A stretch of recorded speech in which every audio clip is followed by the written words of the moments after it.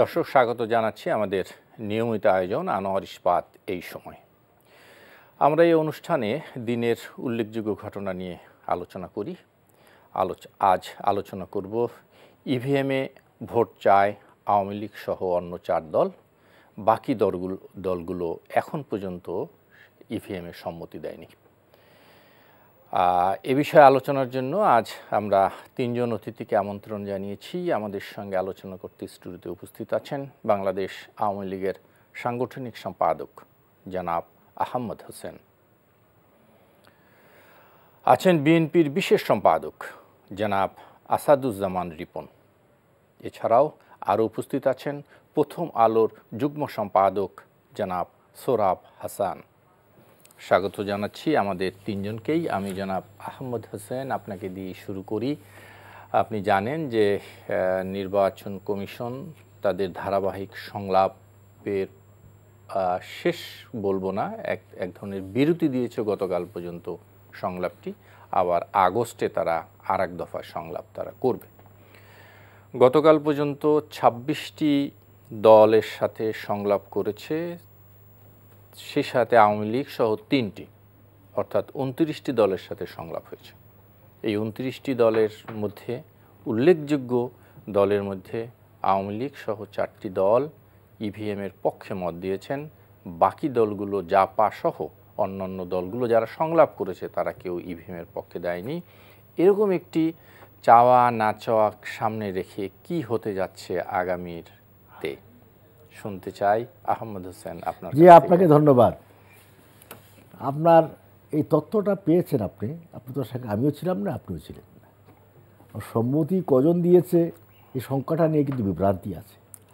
যেমন প্রথম আলো করেছে 4টি নিউজ, আবার প্রতিদিন করেছে একটু বেশি, 5টি, একটু বেশি না একটু বেশি। আচ্ছা, কাজে এটা এখনো নিখুঁতভাবে বলা যাচ্ছে না কয়জন করেছে। এবং আউট অফ প্রধান দলগুলো যারা সংলাপে অংশ নিল তাদের মধ্যে বিএনপি অংশ নেয়নি। আপনার এই মুহূর্তে সংসদে বিরোধী দল জাপা, তারাও ইভিএমের বিরোধিতা করেছে। আর পক্ষে আওয়ামী লীগ সহ 4টি। নির্বাচন কমিশন কি করবে? আমাদের প্রস্তাব আমরা রেখেছি। We have right to propose, but decision will be made by election commission. তাদের এখতিয়ার জায়গাতে আমি যেতে পারবো না। ডিসিশনটা তো হবে নির্বাচন কমিশন দ্বারা, আমাদের দ্বারা হবে না। আলোচনায় আমাদের মতামত আমরা পার্টি থেকে দিয়েছি। আমরা 300 আসনে ইভিএম চাই এবং তার সক্ষমতা অর্জনের জন্য আমরা ইভিএম ইলেকশন কমিশনকে অনুরোধ করেছি এই সক্ষমতা অর্জন করার জন্য। সেটা আমাদের দাবি, বাট ডিসিশন তারা নেবে। কারণ ইভিএম বিতর্ক একবার, আবার একটি যাবেন ইলেকশন কমিশন বিতর্ক যাবেন একবার, নির্বাচন ব্যবস্থা যাবেন একবার। বিতর্ক আছেই। আর সব পার্টি যাচ্ছে, শেষজন যায়নি, এখনো বিএনপি যায়নি। এখন কবে যাবে আল্লাহ জানে। না, আমরা শুনতে পারবো আজকে। না, এটা শুনতে আমি আগাম বলে দিচ্ছি তো। শোনেন, আমি তো আগাম জানি, চেহারা দেখতে তো বোঝা যায়। মর্নিং শোজ দি ডে, সকালটাই কিন্তু বলে যায় দিনটা কেমন যাবে। ইলেকশন যাবে। কাজে বিএনপির আচরণ ব্যবহার এখন আপনিও বলছেন যাবে। গতকালকে আপনার দলের সাধারণ সম্পাদকও বলে এসেছেন যাবে, শেষ রাতে যাবে আর কি।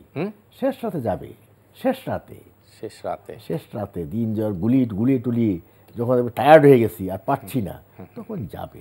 আপনারা তাদের কোনো ছাড়ও দিবেন? শোনেন ভাই, এই দেশে বহু নেগোশিয়েট হয়েছে। জনাব আব্দুল জলিল, আব্দুল মান্নান সাহেব পার্লামেন্টে বসে কথা বলেছে, সমাধান হয়েছে। অস্ট্রেলিয়ার নিরিয়ান এসেছে নেগোশিয়েট করার জন্য, কোনো রেজাল্ট এসেছে? কাজে এই সমস্ত নেগোশিয়েটের কোনো মূল্য নাই।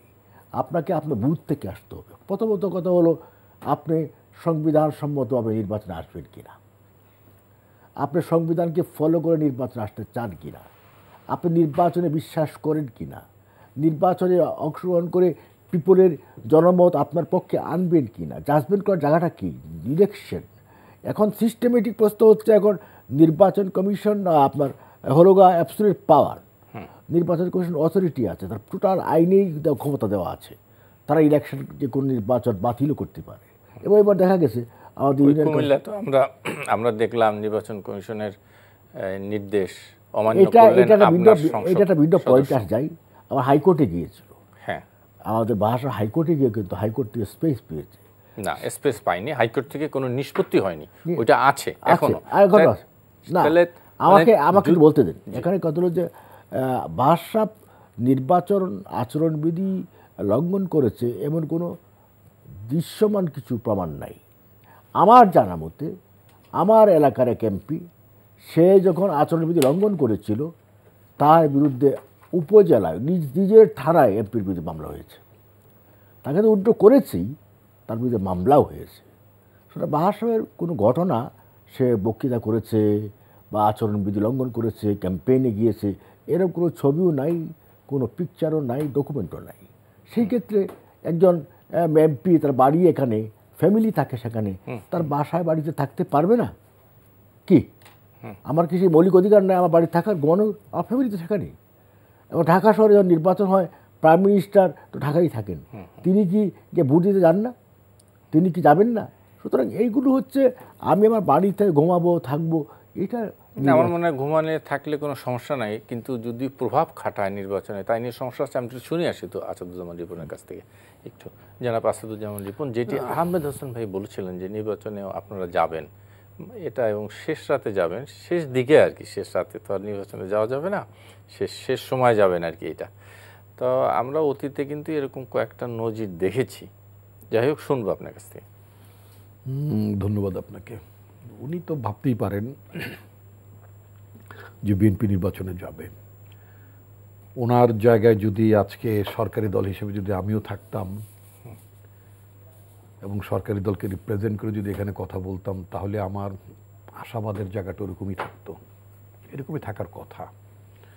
কারণ ওনাদের কাছে বিএনপি যত অপছন্দের দলই হোক না কেন, বাংলাদেশে বিএনপি একটি অন্যতম প্রধানতম দল এবং তাদের রাষ্ট্র ক্ষমতায় বারবার আসীন হওয়া, দেশ পরিচালনা অংশগ্রহণ, সর্বোপরি বাংলাদেশের লার্জেস্ট অপোজিশন পার্টি হিসেবেও এই পার্লামেন্টে সর্বাধিক আসন নিয়েও বিরোধী দলের থাকার যে মর্যাদাটা, সেটা বিএনপির বেলাতেও ছিল, সরকারও ছিল, বিরোধী দলেও ছিল। সুতরাং এমন একটি পলিটিক্যাল পার্টি যদি নির্বাচনে না যায় বা নির্বাচনে অংশগ্রহণ না করে, অথবা সরকারের আচরণ এবং নির্বাচন কমিশনের ভূমিকা যদি বিরোধী দল হিসেবে বিএনপি যদি মনে করে যে নির্বাচনে যাওয়ার মতো পরিস্থিতিটা কন্ডিউসিভ না, অর্থাৎ জনগণ ওই ভোটে তাদের ভোটাধিকার প্রয়োগ করতে পারবে না, সংবিধান অনুযায়ী জনগণের মতের প্রতিফলন ঘটবে না, অর্থাৎ জনগণ তার প্রার্থী নির্বাচন করতে পারবে না, বাছাই করতে পারবে না, যেভাবে আমাদের সংবিধানে যে আকাঙ্ক্ষার কথা বলেছে কিভাবে সংসদ গঠিত হবে সেই প্যারাতে। তো এটার যদি কোনো ব্যত্যয় ঘটে অথবা ব্যত্যয় ঘটার আশঙ্কা থাকে, সে ধরনের একটি নির্বাচনে, একটা প্রহসনের নির্বাচনে, একটি পাতানো নির্বাচনে তো বিএনপির অংশগ্রহণ করার কোনো কারণ নেই। আমরা বিগত কয়েকটি নির্বাচনে যে আমাদের তিক্ত অভিজ্ঞতা, সেই তিক্ত অভিজ্ঞতা আমরা দেখেছি, সেটা হচ্ছে যে আপনার সরকার তার কথা রাখে না, অর্থাৎ প্রশাসন নিরপেক্ষ থাকে না, নির্বাচন কমিশন নিরপেক্ষ থাকার তো কোনো কারণই নাই, কারণ এটা যে কম্পোজিশন, প্যাটার্ন অফ কম্পোজিশন, এখানে যারা থাকেন যে নির্বাচক মণ্ডলী, তাদেরকে মানে শুধু গত নির্বাচন কমিশনের কথা বলছেন না যত নির্বাচন কমিশন ছিল সব ক্ষেত্রে? এটা উনি বলবেন, এটা উনি বলবেন, এটা আমারটা আমি বলি। আচ্ছা, তো মানে অর্থাৎ সৌরভ ভাই বলবেন নাকি? সৌরভ ভাইকে নির্বাচন কমিশনার না উনি বলবেন, মানে বিকজ ওনারও তো কিছু বলার থাকবে, সব আমি বলে দিলে হবে কেমনে, আহমদ হোসেন সাহেব বলে দিলে কেমনে হবে, তাই না? তো যেটা বলছিলাম সেটা হচ্ছে যে পাবলিকের এই নির্বাচন ব্যবস্থায় কনফিডেন্সটা নাই। কনফিডেন্স নাই, এটা তো মানে বলার অপেক্ষা রাখেন। আপনি মিডিয়াতে কাজ করেন, সৌরভ ভাই তো একটা বিশ্বের অন্যতম প্রধান দৈনিকের মানে জয়েন্ট এডিটর, উনি স্বনামধন্য কলামিস্ট। ওনার নিজের লেখাজোখাতেই তো বহুবার এই দেশের পাঠক, ওনার পত্রিকার পাঠকরা জেনেছেন যে মানুষ ভোট কেন্দ্রে যাচ্ছে না, ভোট দিতে যাচ্ছে না, হ্যাঁ, তাদের কিন্তু ভোটাধিকার। গত নির্বাচনে কিন্তু আমরা একদম ইমিডিয়েট যে নির্বাচন, আমি ওনার কথা বলি, উনি বলুক এটা, যে মানে উনি ওনার প্রতি ধরনের লেখা হয় না, এটা উনি বলবে। আপনার টেলিভিশন কিন্তু আমাকে সাক্ষী মেনে কথা বলছেন, ওনার কথা কি সেটা জানছি। আমি ওনাকে সাক্ষী মেনেই কথা বলছি, ঠিক আছে। এখন কথা হচ্ছে যে আপনার এই সার্কামস্ট্যান্সেসে নির্বাচন কমিশনে আমি যেটা কম্পোজিশন নিয়ে কথা বললাম, এই যেমন আমি অনেকের কথা বারবার বলি, আরেকজন লোকের নামটা আজকেই বলে দিই। উনি প্রবাবলি ওনার নাম, কারণ নির্বাচন কমিশনে কারা আছে সবার নামও মনে থাকে না কারা আছে, কারণ এই ব্যাপারটা আমাদের খুব আগ্রহ ছিল না। তো আখতারুজ্জামান সাহেব বলে এক ভদ্রলোক আছেন, probably he is man from Patuakhali, অর্থাৎ ওদিকে গ্রেটার বরিশালের কোনো জায়গা হবেন। তার আপন ভাই আওয়ামী লীগ স্থানীয় ইউনিয়নের সভাপতি। তো যারা যে নির্বাচক মণ্ডলী, মানে যারা এদেরকে বাছাই করেছেন, তার প্রধান নির্বাচক যিনি জাস্টিস ওবায়দুল হাসান, তিনি 2007 সালে আওয়ামী লীগের নির্বাচনে প্রার্থী ছিলেন, মানে প্রার্থী হতে চেয়েছিলেন, নমিনেশন পাননি। একটু ছোট করে যদি থামাতে চান আমি থামি, অসুবিধা নেই, পরে বলবো, অসুবিধা নেই। তো কথা হচ্ছে যে যাদের কর্তৃক নির্বাচন মানে অর্থাৎ মনোনীত বা মানে প্রস্তাবিত, যারা মনোনীত, এই সমস্ত জায়গার মধ্যেই তো একটা ত্রুটি রয়ে গেছে। এরা আসলে নিরপেক্ষ লোক নন, নির্দলীয় লোক নন, এদের ট্র্যাক রেকর্ডটা বলে না। আচ্ছা, এখন এবং এরা নির্বাচনের দায়িত্বে আসার পর, মানে নির্বাচন কমিশনের দায়িত্বে আসার পরে এরা কোনো মানে দৃশ্যমান মানুষের আস্থা অর্জন করার মতো কোনো কাজ করতে পারেন। আপনি কুমিল্লা সিটি কর্পোরেশন নির্বাচনের কথা বলেছেন, উনি 4 বার স্ট্যান্ড বদলিয়েছেন এই প্রধান নির্বাচন কমিশনার। উনি বললেন যে আচরণ লঙ্ঘন করেন। নির্বাচন কমিশন তরফ থেকে যে চিঠিটি মিস্টার আকমব বাহারকে দেওয়া হয়েছে, সেই চিঠির মধ্যে ক্যাটেগরিক্যালি বলা হয়েছে যে আপনি এই কাজ করে আচরণবিধি লঙ্ঘন করেছেন, এই কারণে আপনাকে এলাকা থেকে যাওয়ার জন্য, মানে এলাকা ছাড়ার জন্য বলা হলো। পরে বললেন যে মানে আমরা ওনাকে অনুরোধ করেছি, এইরকম 4 বার। আমি 5 সেকেন্ডে শেষ করবো।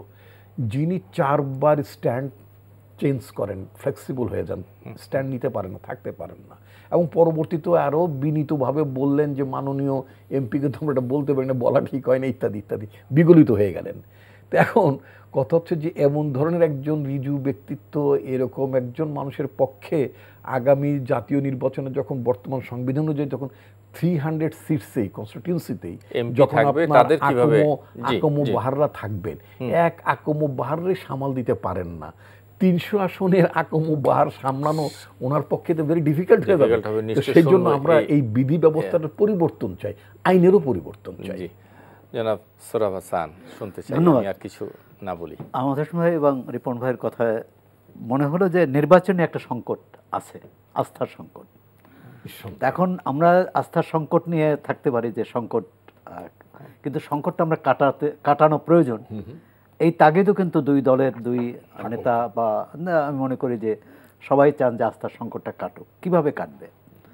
সংবিধান একটা অবশ্যই কি বলে মাইল ফলক, দ্বিতীয় হচ্ছে নির্বাচন কমিশন। এখন আমাদের সংবিধানে যে বিধান আছে নির্বাচন সংক্রান্ত এবং নির্বাচন কমিশনের যে ক্ষমতা আছে, তারা এই সংকটটা কাটাতে পারবে কি না, আর সেটি নিয়ে তো আমরা দুই দলের দুই মুখপাত্রই বলবো, তাদের যে কথা বক্তব্য শুনলাম যে একটা পারবে, আমাদের সময় বলছেন পারবে না, পারবে, রিপন ভাই বলছে পারবে না। এখন এই দুই জায়গাতে এই যে দ্বিমতকে একমত করার উপায়টা কি? অর্থাৎ নির্বাচন একটি হতে হবে। নির্বাচনটি কে করে? নির্বাচন কমিশনও কিন্তু মূল শক্তি না, রাজনৈতিক দলও না, প্রার্থীও না, জনগণ। প্রথমত জনগণের প্রতি আস্থাটা রাজনৈতিক দলগুলোর আমাদের নেতৃত্বের আছে কিনা। অতীতে যারা ছিলেন ক্ষমতায়, এখন যারা আছেন, আমি সবার প্রতিই বলবো 51 বছর পর, স্বাধীনতার 51 বছর পরে এই নির্বাচন নিয়ে এই বিতর্কের কিন্তু শেষ হবে না। মানে আমরা অনেক কিছু পারি, পদ্মা সেতু করতে পেরেছি, অবশ্যই এটি একটি কি বলে মাইল ফলক ঘটনা, কিন্তু আমরা কেন নির্বাচনী বিতর্কটা অবসান ঘটাতে পারি না? আজকে আওয়ামী লীগের নেতারা যেসব কথা বলছেন, বিএনপি ক্ষমতায় থাকলে তাদের নেতারাও একই কথা বলতেন, এবং আজকে যদি উল্টে যায় একই কথা বলবেন। কিন্তু এই বিষয়টা তারা আসতে পারেন না কেন যে আমরা একটা সুষ্ঠু নির্বাচন চাই। সুষ্ঠু নির্বাচন কি কি করতে হবে? সংবিধান কিন্তু আমরা সুষ্ঠু নির্বাচনের জন্য সংবিধান পরিবর্তন করলাম, আবার সেই পরিবর্তন করে যে তত্ত্বাবধায়ক করলাম সেই তত্ত্বাবধায়কও বিতর্কিত হলো পরবর্তীকালে। এখন তো তত্ত্বাবধায়ক ব্যবস্থা বাতিল। দুইটা বিষয় আছে, রিপন ভাই বললেন এবং আহমদ হোসেন ভাই বললেন যে আলাপ আলোচনা করে সরকার আসলে ইনফ্যাক্ট বাতিল নয়, এটা নিয়ে আমি একটু কথা বলবো। জানাব সোহরাব হাসান, আপনি আলোচনা বাতিল মানে করছিলেন। এটি আদালতের রায় হোক বা সংবিধান বা সংসদে হোক, সংসদে তো আইন পাশ করেই এটি করেছে যে যে ধারা ছিল, যে সংশোধনী ছিল, যে সংশোধনী বলে এটি তত্ত্বাবধায়ক ব্যবস্থা ছিল, সেই তত্ত্বাবধায়ক ব্যবস্থা বাতিল করা হয়েছে। এই অর্থে যে আদালতের রায় ছিল যে যদি সংসদ চায় দুইবারের জন্য এই তত্ত্বাবধায়ক ব্যবস্থার অধীনে নির্বাচন করতে পারে। আচ্ছা, যাই হোক, এটি নিয়ে ব্যাখ্যার বিতর্ক হতে পারে। কিন্তু কথা হচ্ছে, আমি মনে করি যে এইটি বাতিল করার পর আওয়ামী লীগ সরকারই করেছে তাদের বিপুল সংখ্যাগরিষ্ঠতার জোরে। এখন কিন্তু আওয়ামী লীগেরই দায়িত্ব যে সুষ্ঠু নির্বাচনটি কিভাবে হবে সেই পথরেখা তৈরি করা। গত নির্বাচন কমিশন পারেনি। এই নির্বাচন কমিশনকে শত সীমাবদ্ধতা সত্ত্বেও, দুর্বলতা সত্ত্বেও আমি ধন্যবাদ জানাতে চাই। এই ইভিএম নিয়ে কিন্তু কেউ আলোচনার কথা অন্যরা কেউ বলেনি। কোনো দল বলছে যে ইভিএম ত্রুটিপূর্ণ, ইভিএম চাই না, কোনো দল বলছে যে ইভিএম সবচেয়ে ভালো। কিন্তু নির্বাচন কমিশন এইটি যে একটি কারিগরি নির্বাচন করার ক্ষেত্রে যে একটি বড় সমস্যা ইভিএম, সেটি কিন্তু নির্বাচন কমিশন সামনে এনেছে, রাজনৈতিক দলগুলোর সাথে আলোচনা করেছে। আমি বলছি এই যে সমস্যাটা সামনে নিয়ে আসলো, এটি নির্বাচন কমিশনের এই উদ্যোগকে আমরা স্বাগত জানাই। সমাধান হবে কিভাবে? সমাধান নির্বাচন কমিশন অনেকবার বলছে, প্রধান নির্বাচন কমিশনার, যে আমরা সমাধান করতে পারবো না, রাজনৈতিক নেতৃত্বকে সমাধান করতে হবে। এখন দুটো সমাধান আছে। অতীতের যদি অভিজ্ঞতা বলি, আহমদ হোসেন ভাই যে সার্নিনিয়ান, তারানকো এরা এসে আলোচনা করে সমাধান হয়নি, বা এম এ জলিল এবং আব্দুল মান্নান ভূঁইয়া, তার সমাধানটা কি? এমনকি তৎকালীন প্রধানমন্ত্রীদের পররাষ্ট্র প্রতিরক্ষা নানান মন্ত্রণালয়ে দেওয়ার অফারও। আচ্ছা, সেটি অবশ্য অনেকে বলে যে বিএনপির ওই মানে 2013 সালে যে প্রধানমন্ত্রী, বর্তমান যিনি প্রধানমন্ত্রী, তখনও প্রধানমন্ত্রী ছিলেন, তিনি যে প্রস্তাব দিয়েছেন সেই প্রস্তাব বিএনপি গ্রহণ করা উচিত ছিল। সেটি রাজনৈতিক বিষয়, করা উচিত ছিল কি হচ্ছে আমি সেদিকে যাই। কিন্তু আমরা এই যে আজ 2022-2023 সালে একটি নির্বাচন হবে, সেই নির্বাচনটা কেমন হবে? সেই নির্বাচনটা 2008 সালের নির্বাচন করে কিন্তু আওয়ামী লীগ ক্ষমতায় এসেছে। কিন্তু তারা ক্ষমতায় থেকে যে 2014 সালে যে নির্বাচন করেছে এবং 2018 সালে যে নির্বাচন করেছে, নিশ্চয়ই তারাও স্বীকার করবেন যে সেই নির্বাচন 2008 সালের মতো নয়। বিএনপি বা জাতীয় পার্টিকে যে কারণে, এবং তারা ক্ষমতায় থেকে রাজনৈতিক দল করেছে, সেই দল নির্বাচন করেছে এবং সেক্ষেত্রে নির্বাচন প্রভাবিত করার যথেষ্ট সুযোগ থাকে, সুযোগ নিয়েছে তারা। কিন্তু আজকে যে 15ই ফেব্রুয়ারি নির্বাচন নিয়ে আওয়ামী লীগ আন্দোলন করেছে, সেই 15ই ফেব্রুয়ারির মতো আরেকটি নির্বাচন আওয়ামী লীগ করবে, আওয়ামী লীগের আমলে হবে, এটি কিন্তু দেশের সাধারণ মানুষ কোনোভাবেই মেনে নিতে পারে না। তখন আমি জানি না যে এখানে আহমদ হোসেন ভাই আছেন বা আওয়ামী লীগের নেতারা কি জবাব দিবেন যে আগামী নির্বাচনটি কিভাবে হবে। আমরা নির্বাচন কমিশন যতই ক্ষমতা দেই, রাজনৈতিক দলের সদিচ্ছা ছাড়া, বিশেষ করে ক্ষমতাসীন দলের এবং সরকারের সদিচ্ছা ছাড়া সুষ্ঠু নির্বাচন হতে পারে না। যদি তারা বলেন, এবং আজকে যদি প্রধানমন্ত্রী বলেন যে আমি একটু সুষ্ঠু নির্বাচন চাই, যদি তিনি এটা মিন করেন, আমি মনে করি বাংলাদেশের সুষ্ঠু নির্বাচনের বাধা অনেকাংশে চলে যাবে। জি, একটু শুনি আহমেদ হোসেন। অনেক বিষয় এসছে, আসলে রাজনৈতিক দলগুলোর যেটি প্রধান কথা হচ্ছে, রাজনৈতিক দলগুলোর সদিচ্ছাটা এখানে সবচেয়ে ইম্পর্টেন্ট। এবং আমরাও কিন্তু নির্বাচন কমিশনের বা যে বর্তমান যে সিওসি হাবিবুল আওয়াল, উনিও বিভিন্ন সময় এই একই কথা বলেছেন। শুনতে চাই আওয়ামী লীগের কি সদিচ্ছা আছে কিনা নির্বাচন নিয়ে। সোহরাব ভাই খুব ভালো কথা বলেছেন, তার অবস্থান থেকে। তিনি তো একজন কলামিস্ট, বাংলাদেশে আমাদের দেশে একজন নাম করা প্রখ্যাত কলামিস্ট। আমি আশা করি তিনি আগামী দিনে আরও বড় হবেন। তার লেখা থেকে আমরা জানি, তথ্য সংগ্রহ করি, তার চিন্তা থেকে আমরা সংগ্রহ করি, এগুলো মাঠে গিয়ে আমরা বক্তৃতা করি। এখন প্রশ্ন হলো, নির্বাচনটা আমরা কীভাবে করতে চাই? নির্বাচনটা কি সংবিধানকে ওন করে করবেন, না সংবিধানকে ডিফাই করে করবেন? সুপ্রিম কোর্টের রায়কে ডিফাই করে করবেন না ওন করে করবেন, এখানে কিন্তু একটা কোশ্চেন আছে। আর যে কথা বলছেন বিশ্বাস অবিশ্বাসের জায়গা, সেটাই বলেন 14 সালে যদি বেগম জিয়া প্রধানমন্ত্রীর দাওয়াতে গণভবনে আসতেন তাহলে এত বড় পলিটিক্যাল ব্লান্ডার বিএনপির ক্ষেত্রে হতো না। একজন নেতা যখন পলিটিক্যাল ব্লান্ডার করে ফেলে, এই ব্লান্ডারের জন্য পার্টি তো ক্ষতিগ্রস্ত হয়ই, ডেমোক্রেসি। এটি তো একটা রাজনৈতিক সিদ্ধান্তর বিষয় ছিল, রাজনৈতিক সিদ্ধান্ত তার পার্টি তারা নিয়েছে, কিন্তু নির্বাচনে তার ইফেক্ট মানে কেন না, করবে? আপনি যখন পার্টি ইলেকশনকে বয়কট করবেন, ইলেকশনে পার্টিসিপেট না করে আপনি সন্ত্রাসের পথে চলে যাবেন, আপনি টেরোরিজমের পথে চলে যাবেন, তখন terrorism is never a part of democracy. সন্ত্রাস কখনো গণতন্ত্রের অংশ নয়, গণতন্ত্র কখনো সন্ত্রাসকে ওন করে না, অনুমোদন দেয় না, পৃথিবীর কোনো দেশেই না। এমনকি আমেরিকার রাষ্ট্রদূত তিনি বলেছেন যে আমার দেশেও গণতন্ত্রের কিছু কিছু দুর্বলতা আছে, সেগুলো আমরা রিপেয়ার করার চেষ্টা করছি। যেমন আপনার ট্রাম্প বলছে it's illegal president, Joe Biden বলছে ইলিগ্যাল প্রেসিডেন্ট, তার মতে কারচুপি করে আপনার জো বাইডেন প্রেসিডেন্ট হয়েছে, এটা নিয়ে মামলাও হচ্ছে। এমনকি তার সমর্থকরা যদি ওথ নিবে, সেদিন কিন্তু ক্যাপিটাল হিলে আক্রমণও করেছে, 6 জন মারা গেছে, একজন পুলিশ সহ। সুতরাং তাদের দেশেও এই ধরনের সমস্যা আছে, নিজে স্বীকার করেছেন। যখন আমাদের একটি পথ খোলা আছে, সংবিধানের পথে যাওয়া এবং সেই সংবিধানকে মেনে বিএনপি নির্বাচনে আসা, যদি 100% বিএনপি সংবিধানে বিশ্বাস করে। কিন্তু নির্বাচনে সংবিধান অনুযায়ী একটি সুস্থ নির্বাচন দেওয়া তো সম্ভব। আলোচনা এখানে হলো সুষ্ঠু নির্বাচন নিয়ে। আমি আপনাকে আরও এসুর করি, ইলেকশন কমিশন 119 যে আইন আছে, সে আইন যদি সে প্রয়োগ করতে পারে তাহলে নির্বাচন কোনো উল্টা পাল্টা করার সুযোগ নাই, নো ক্ষমতাই নাই। সরকার, রাজনৈতিক দল কোনো কিছুই আর নির্বাচনকালীন গভর্নমেন্ট। আপনি আমাকে বলেন ভাই, ট্রাম্প কি রিজাইন করেছে? নরেন্দ্র মোদী রিজাইন করেছে?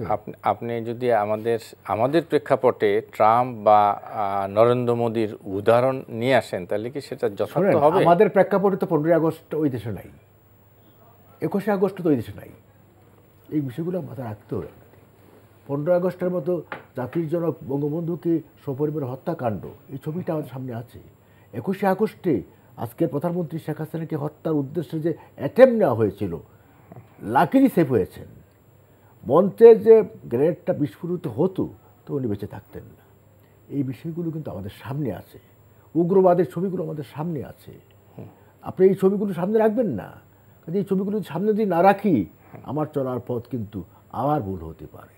আমি রাজনীতি করি, আমার পার্টির নেতা বঙ্গবন্ধু কন্যা শেখ হাসিনা অনেক ট্রাভেলস করেছে, অনেক সাফার করেছে, অনেকবার মৃত্যুর মুখোমুখি দাঁড়িয়েছেন। কাজে যে নেতা মৃত্যুর মুখোমুখি দাঁড়াতে পারে সেই নেতাকে কিন্তু ভয় দেখিয়ে লাভ নেই।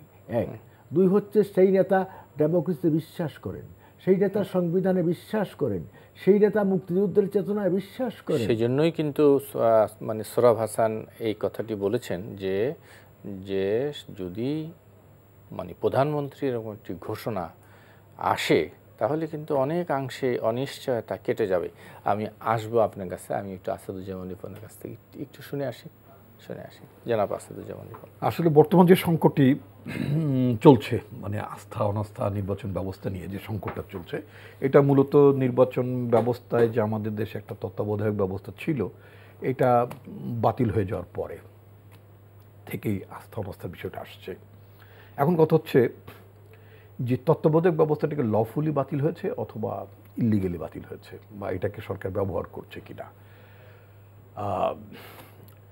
তৎকালীন যিনি প্রধান বিচারপতি,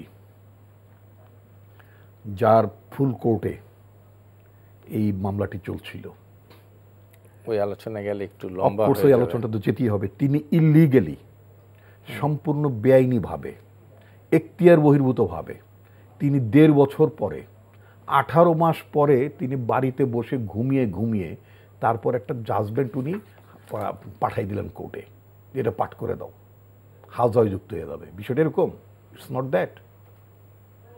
আপনি এই টেলিভিশন এই প্রতিষ্ঠানটাতে আপনি কর্মরত আছেন, আজকে আপনি কর্মরত আছেন বলে আপনি ইউ আর কন্ডাক্টিং এ না, কিন্তু প্রোগ্রাম। বিচার ব্যবস্থায় আমি বিচার ব্যবস্থা নিয়ে কথা বলছি। হাইকোর্টে কিছু জাজমেন্ট এরকম পরে লিখে দেওয়ার নজির কিন্তু আছে। নজির এবং আইন ওটা চ্যালেঞ্জ হতো না। এখন মনে করেন অনেক নজির আছে যে ঘটনাগুলো নিয়ে এটা কোনো পাবলিক ইন্টারেস্ট হ্যাম্পার করে না, পাবলিক ইন্টারেস্ট এফেক্ট করে না, পাবলিক ইন্টারেস্টকে টাচ করে না, সেই বিষয়গুলো আপনি করতেই পারেন। করছে কেউ, এটা এফেক্টেড হয় নাই, কারো গ্রিভেন্সেস নেই, কেউ অ্যাগ্রিভড না। তো অ্যাগ্রিভড না হওয়ার কারণে সেগুলো মানে চ্যালেঞ্জড হয়নি। আজকে যে রিট হয় কেন? গ্রিভেন্সেসের কারণে। আপনার এখানে আপনার ক্ষুব্ধ হওয়ার, সংক্ষুব্ধ হওয়ার কোনো কারণ আছে কিনা? ন্যাশন তো ক্ষুব্ধ। আপনি ভোটারদের একটা বড় অংশ যারা তত্ত্বাবধায়ক ব্যবস্থা চেয়েছে, তত্ত্বাবধায়ক ব্যবস্থার প্রতি আস্থা রেখেছে, এরকম একটি বিধি ব্যবস্থা আপনি রিটায়ারমেন্টের পরে যে একজন জাজ লিখে পাঠিয়ে দিলেন, এটা হয়?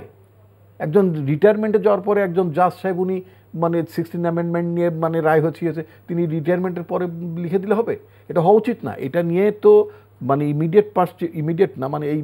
ইমিডিয়েট পাস্ট চিফ জাস্টিস আগে যে ছিলেন মিস্টার এস.কে. সিনহা, তার ওপেন কোর্টে তার অবজারভেশন আছে। তিনি ওপেন কোর্টে বলেছেন যে জাজ should not write the verdict after retirement. এখন কত হচ্ছে কি যে জাস্টিস খায়রুল হক সাহেব খুব ভালো করেই জানতেন যিনি কত তারিখে রিটায়ারমেন্টে যাবেন। এখন কত হচ্ছে উনি রিটায়ারমেন্টে যাবেন, উনি রায়টা লিখবেন না, এরপর অন্য বিচারপতি আছে, তারা লিখবেন। এটি তো নিয়ম। আমাদের তো অনেক প্রাজ্ঞ এক্সপেরিয়েন্স জাজেস আর ডিয়ার। জাস্টিস ইমান আলী সাহেব আছেন, অনেকে আছেন, তারা হাইলি নলেজেবল, তারা লিখতে পারতেন। তো এইটা একটা কন্ট্রোভার্সিয়াল কাজ করলেন এবং এই ব্যক্তিটি করলেন। এরপরে উনি এই গভর্নমেন্টের কাছ থেকে সুযোগ সুবিধা নিলেন, জনগণের বিশ্বাস করার, সন্দেহ করার যথেষ্ট কারণ আছে। যিনি এই গভর্নমেন্টের কাছে প্রকাশ্য বেনিফিট একটা চিকিৎসার নামে পেয়েছেনই, তারপরে আইন কমিশনের চেয়ারম্যান হয়েছেন, নানা জাতীয় প্রকাশ্য এবং অপ্রকাশ্য মূলা প্রাপ্তি যোগের কারণে তিনি এরকম একটা রায় অবসরের পরে পাঠিয়ে দিলেন। আজকে আপনি এই যে এখানে অনুষ্ঠানটা সঞ্চালনা করছেন, আপনি রিটায়ারমেন্টের পরে, অর্থাৎ আপনি যদি এখানে চাকরি না করেন, আপনি যে কি আমাকে কোশ্চেন করতে পারেন, এই কোশ্চেন কি ভ্যালিড হবে? উনি যে পত্রিকায় কাজ করেন, উনি ওই পত্রিকাটা ওইখানে ওনার কলামটা ওই পত্রিকায় ছাপা হচ্ছে, কিন্তু উনি রিটায়ারমেন্টের পরে উনি একজন গেস্ট রাইটার হিসেবে ওনার লেখা ছাপা হতে পারে, কিন্তু উনি তো এটা বলতে পারবেন উনি প্রথম আলোর যুগ্ম সম্পাদক। রাইট, আপনি ব্রেক নেন। এখন কত হচ্ছে কি, এই জাস্টিস খায়রুল হক তার পার্সোনাল আপনার লিপসা, অবৈধ লাভ এবং লোভের উদ্দেশ্যে, অবৈধ লাভ এবং লোভ শব্দটা আমি আবার উচ্চারণ করছি, তৎকালীন প্রধান বিচারপতি তার অবৈধ লাভ এবং লোভের উদ্দেশ্যে বাস্তবায়ন করার জন্য তিনি এই বর্তমান সরকারের ক্ষমতাকে স্থায়ী ব্যবস্থায় রাখার জন্য তিনি এই পুরা নির্বাচন ব্যবস্থাটাকে সংকটের মধ্যে ফেলে দিয়েছেন। He is the responsible person, উনি হচ্ছেন দায়ী আজকের সংকটের জন্য। রায় যদি অবৈধ হয় আমরা সেটা নিয়ে কথা বলতে চাই না, আমরা আলোচনা করব না, আমরা সমাধানটা চাই। রায়ের সমালোচনা করা যায়, নাগরিক হিসেবে আপনি আইনের সেটি করা যাবে, ঠিক ওইটি নিয়ে আমার মনে হয় যে আমরা সমাধানের পথ যেটি আপনি বলেছেন, সমাধানের পথটা নিয়ে যাই। নির্বাচন নিয়ে এখন রায়ের শুধু ত্রয়োদশ সংশোধনী বা ত্রয়োদশ সংশোধনী, পঞ্চদশ সংশোধনী নিয়ে না, অনেক সংশোধনী নিয়ে কিন্তু বিতর্ক আছে, সমালোচনা আছে এবং সংক্ষুব্ধতা আছে। এবং রিপন ভাই যে স্বার্থের কথা বললেন, জনস্বার্থের কথা, অষ্টম সংশোধনী কোন জনস্বার্থে পরিণত হয়েছিল? এবং অষ্টম সংশোধনী এক অংশ কিন্তু আইনজীবীরা আন্দোলন করে বাতিল করেছে, কিন্তু যে মূল অংশ যেটা ছিল রাষ্ট্রধর্ম, সেটি কিন্তু বহাল আছে। আওয়ামী লীগ এবং তখন বিএনপি আওয়ামী লীগ বিরোধী দলে ছিল, তারা এর বিরোধিতা করেছে, তারা এর প্রতিবাদ করেছে, কিন্তু ক্ষমতায় এসে সেটি বহাল রেখেছে। সুতরাং এই যে রাজনৈতিক অষ্টম ধর্মের সময়, কিন্তু অষ্টম অ্যামেন্ডমেন্টের সময় কিন্তু বিএনপি পার্লামেন্টে ছিল না, পার্লামেন্টে না, তো পার্লামেন্টের বাইরের ছিল না। অষ্টম সংশোধনীর সময় কিন্তু আওয়ামী লীগও ছিল না, কারণ ওইটি হয়েছে 1988 সালে চতুর্থ সংসদে। কোনটা? এই রাষ্ট্রধর্ম হয়েছে, হ্যাঁ। সুতরাং যে বিষয়টি হচ্ছে যে সমাধান কি, আমরা রায়ের সমালোচনা করতে পারি, আবার 2007 সালে তত্ত্বাবধায়ক ব্যবস্থাকে কিভাবে বিতর্কিত করা হয়েছে সেটা নিয়ে সমালোচনা করতে পারি, কিন্তু এর সমাধান কি? আমি তো এই কারণেই বলছি, আওয়ামী লীগ যেহেতু এটি বাতিল করেছে, আওয়ামী লীগের প্রধান দায়িত্ব একটি সুষ্ঠু নির্বাচন করে দেখানো। আর বিএনপির কাছে দুটো পথ আছে। একটা হচ্ছে আন্দোলন করে আওয়ামী লীগকে এটা বাধ্য করা, অথবা একটা আলাপ আলোচনার মাধ্যমে এমন একটি পথ বের করা যে একটি সুষ্ঠু নির্বাচন হয়, যে নির্বাচনের সব দল অংশ নেবে। এর বিকল্প কিছু দেখছি না। আহমেদ হোসেন যে কথাটি বললেন যে আমি একটু পয়েন্টের কথা বলি। জি প্লিজ। এটা সুরাব্বাই জানেন, আমাদের বিএনপির নেতা, আমার ঘনিষ্ঠ মানুষ, তিনিও জানেন, আপনিও জানেন। 1970 সনে এলওপি ছিল এশিয়াকারের legal framework, order not work, LFO বলে, এলএফও লিগ্যাল ফ্রেম অর্ডার। এটা সামরিক অর্ডিন্যান্সের মধ্যে ছিল। তখন কিন্তু দ্বিমত ছিল অনেকের মাঝে, ইভেন মৌলানা বাশির সাহেব বলছেন নো, ইলেকশনে যাওয়া যাবে না। বঙ্গবন্ধু বললেন না, আমি ইলেকশন যাব, কনফিডেন্টলি আমি ফেস করব, আমি জনগণকে অর্গানাইজ করব। এমনকি ইয়াহিয়া খানের কাছে রিপোর্ট ছিল, গোয়েন্দা রিপোর্ট ছিল, যে আওয়ামী লীগ সংখ্যাগরিষ্ঠতা অর্জন করতে পারবে না। এই নিউজটা যদি আগে পেত তাহলে ইলেকশন হতো না। বঙ্গবন্ধু কিন্তু কনফিডেন্স নিয়ে নামলেন, পিপলকে অর্গানাইজ করলেন, চ্যালেঞ্জটা গ্রহণ করলেন। যে লিডার চ্যালেঞ্জটা গ্রহণ করতে পারে সেই কিন্তু উইন করতে পারে। বঙ্গবন্ধু চ্যালেঞ্জ গ্রহণ করলেন, উইন করলেন, আর উইন করেছেন বলেই বাংলাদেশ স্বাধীন করতে পেরেছেন।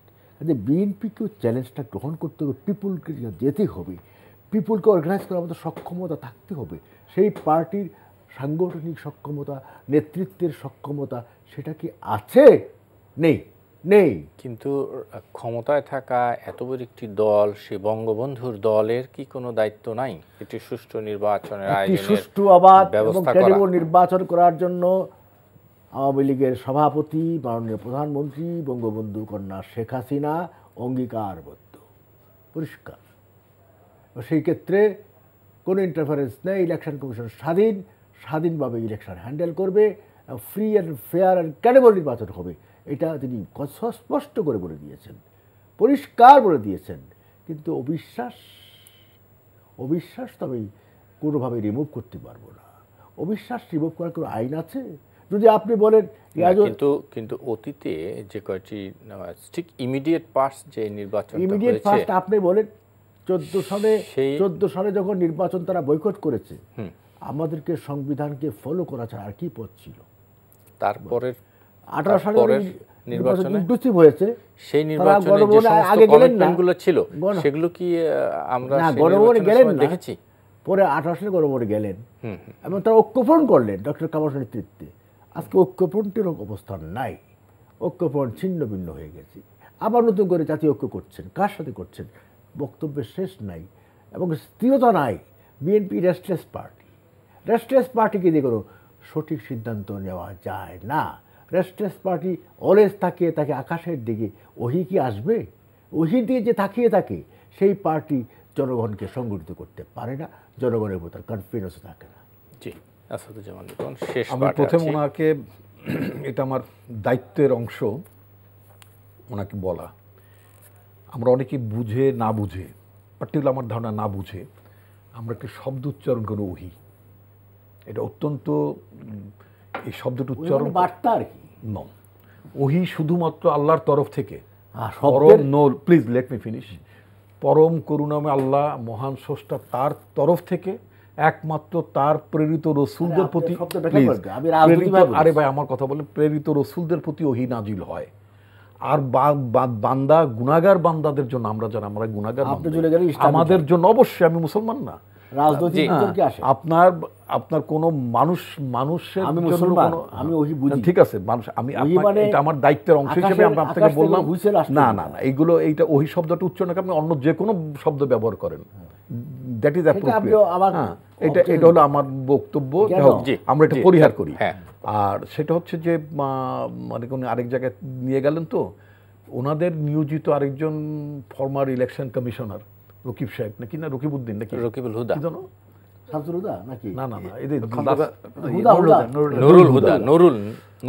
নুরুল হুদা সাহেব সহ যারা এই সংলাপে, এই যে বর্তমানে হেদায়েত সাহেব নাকি ভদ্রলোকের নাম, হাবিবুল আউয়াল নাম ভুলে গেছি, তো এই আউয়াল সাহেবের কমিশনের সাথে যে সংলাপ হচ্ছিল সাবেক সিস এন্ড ইসিস যারা তাদের ইলেকশন কমিশনার্স, সেখানে তারা মোটামুটি সবাই একমত পোষণ করেছেন এবং তাকে বলে আসছেন, তাদের দুঃখের কথা বলে আসছেন, বলছেন যে দলীয় সরকারের অধীনে বাইরে নির্বাচন নিরপেক্ষ হয় না। এটা একেবারে immediate past chief election commission, যে যিনি এত নিন্দিত, এত সমালোচিত, সেই ভদ্রলোক আপনার 90 দিন যাওয়ার আগেই তিনি তার সরল উক্তি, স্বীকারোক্তি তিনি প্রকাশ করেছেন। বাস্তবতাটা হচ্ছে যেটা, যে আমাদের দেশে দলীয় সরকারের অধীনে প্রশাসন, আইন প্রয়োগকারী সংস্থা এবং সমস্ত কিছু এমনভাবে পলিটিসাইজড হয়ে যায় শেষের দিকে, রাইট, তো তাদের পক্ষে আসলে একটা সুষ্ঠু নির্বাচন করা সম্ভব না। আমি যেটা আগেই বলেছিলাম যে আপনার বর্তমান চিফ ইলেকশন কমিশনার সাহেব, তিনি যত প্রত্যয় ব্যক্ত করুন না কেন, উনি একটা জিনিস আমরা খেয়াল করছি, সেটা হচ্ছে যে উনি ইভিএম নিয়ে উনি আলোচনা করছেন। ইভিএমটা কিভাবে গেলানো যায় সেটা নিয়ে আলোচনা করছেন, সেটা টেকনিক্যালিটিস নিয়ে আলোচনা করছেন। মানুষের সমস্যা কি ইভিএম কিনা, মানুষের সমস্যা কি একটা আপনি যেটা সৌরভ ভাই বললেন যে একটা সুষ্ঠু নির্বাচন কিনা। পৃথিবীর 193টা জাতিসংঘভুক্ত দেশের মধ্যে মাত্র 4টি দেশে ফুল ফ্লেজেডলি আপনার ইভিএম প্র্যাকটিস হয়, এবং জার্মানের মতন একটি বড় গণতান্ত্রিক দেশ, তারা তো এটাকে আনকনস্টিটিউশনাল বলে দিয়েছে। আমেরিকার মতন দেশে 7টি স্টেটের মধ্যে মাত্র 12-13টি কাউন্টিতে ছাড়া, বড় ছাড়া, বাদ বাকি কোথাও ইভিএম প্র্যাকটিস হয় না। ব্রিটেনের মতন দেশে, যেখানে আমরা ওয়েস্টমিনিস্টার টাইপ অফ গভর্নমেন্ট বলতে পছন্দ করি, আমরা নিজেদেরকে করি না, প্র্যাকটিস করি না, কিন্তু বলতে পছন্দ করি, সেই ওয়েস্টমিনিস্টার টাইপ অফ ডেমোক্রেসিতে সেই ব্রিটেনে আদৌ ইভিএম ব্যবহার করেন, যেই ব্যবস্থাটা, এমনকি ভারতে এলকে আদবানি এটা সমালোচনা করেছেন, এটা আপনার মমতা ব্যানার্জি সমালোচনা করেছেন, অখিলেশ যাদব সমালোচনা করেছেন, মুলায়ম সিং যাদব সমাজবাদী পার্টির নেতা তিনি সমালোচনা করেছেন, আম আদমি পার্টি সমালোচনা করেছেন, এবং আম আদমি পার্টি তো গত কয়েকদিন আগে দিল্লি পার্লামেন্টে ইভিএম যন্ত্রটা দেখে বলেছে যে এটা কত ফল্টি, টেকনিক্যালি এটা কিভাবে ভালনারেবল, এটা কিভাবে হ্যাক করা যায়। আমার বক্তব্য শেখায় না, আমার বক্তব্য হচ্ছে যে এত বড় একটা বিতর্কিত জিনিস পৃথিবীর 4টা দেশ ছাড়া বাকি দেশগুলো কেউ ব্যবহার করে না, ডিসকার্ড করছে, আদালত এটাকে অসাংবিধানিক বলতেছে, সেই যন্ত্রটাকে খাওয়ানোর জন্য এত চেষ্টা কেন? এই যন্ত্রটি খাওয়াইতে গেলে, অর্থাৎ ইন্ট্রোডিউস করতে গেলে আপনার আরও 2000-3000 কোটি টাকা এই নির্বাচন আগে ইভিএম কেনাকাটা করতে হবে। ইভিএম কেনাকাটার নামে আরও কেমনি কিছু মাল করি কামানো যায় কিনা, খাওয়া যায় কিনা, এসব ধান্দাবাজির ধান্দা ফিকির বন্ধ করা যায় না। দেশের মানুষ দুর্যোগের মধ্যে নিপতিত, বন্যায় মানুষ সাহায্য পাচ্ছে না, আর এখানে ধান্দা ফিকিরের জন্য ব্যস্ত। What is this? আমার মনে হয় সৌরভ ভাই একেবারে সংক্ষেপে একদম 10-20 সেকেন্ডে যদি একটু শেষ কথা বলে দিলে আমরা অনুষ্ঠান কথা হচ্ছে যে এই দুই নেতা বা আমাদের সবার আকাঙ্ক্ষাকে একটা সুষ্ঠু নির্বাচন এবং সেটি অংশগ্রহণমূলক হতে হবে। অংশগ্রহণমূলক সব দল সেই নির্বাচনে অংশ নেবে। এখন সেটা কিভাবে করবে, রাজনৈতিক নেতৃত্বকে সিদ্ধান্ত নিতে হবে, এবং সেটা আলোচনা করি। আলোচনার বাইরে যে পথ আছে সংঘাতের, সেটি বিপজ্জনক এবং দেশ জনগণের জন্য কল্যাণকর নয়। জি, আমার মনে হয় আহমেদ ভাই আপনার কোনো কথা না থাকলে আমরা অনুষ্ঠান শেষ করে যে একটু বলতে পারি। জি, একটু 10 সেকেন্ডে শেষ। রিপন ভাই নাম ভাই আমার, আপনি বলেছেন, আপনি যে কথাগুলো বললেন ইভিএম নিয়ে আপনার অবজেকশন, এটা অবজারভেশন, আপনার পার্টি ইলেকশন কমিশন যখন আপনাকে ইনভাইট করবে, আপনারা ফর্মালি সেখানে যাবেন, গিয়ে এই কথাটা আপনারা বলবেন। আমার মনে হয় আহমেদ ভাইয়ের এই কথাটা নিশ্চয়ই বিএনপি ভেবে দেখবে। অনুষ্ঠানে আমার শেষ করতে হচ্ছে জনাব আহমেদ হোসেন, জনাব সোহরাব হাসান এবং জনাব আসাদুজ্জামান রিপন, আপনাদের তিনজনকেই অনেক অনেক ধন্যবাদ। দর্শক, আপনাদেরকে ধন্যবাদ যারা এতক্ষণ আমাদের সঙ্গে ছিলেন। আগামী অনুষ্ঠানে আবার দেখা হবে। শুভরাত্রি।